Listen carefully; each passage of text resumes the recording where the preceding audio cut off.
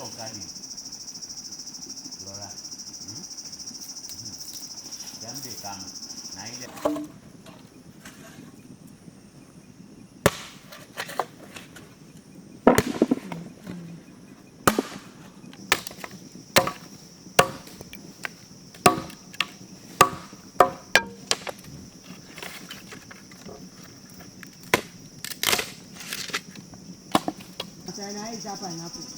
Ingia na una lepande.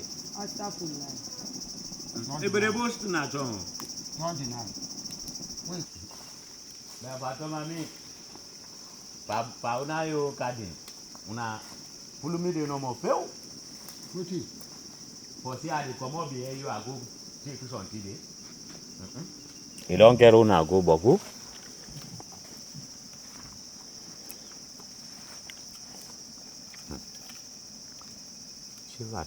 It's a real country boy.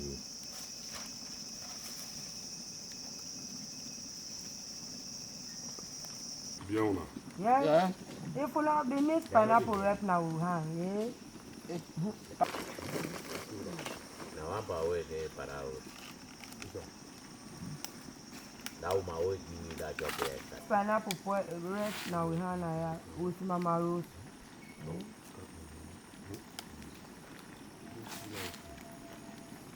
Tell me why making no cost.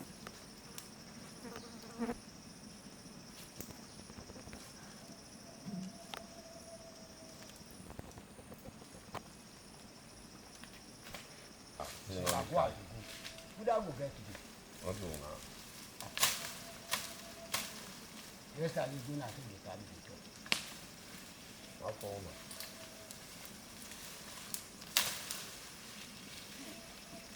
That's how for life, God taking life. Sometimes the other person will say, no, we will walk now. Not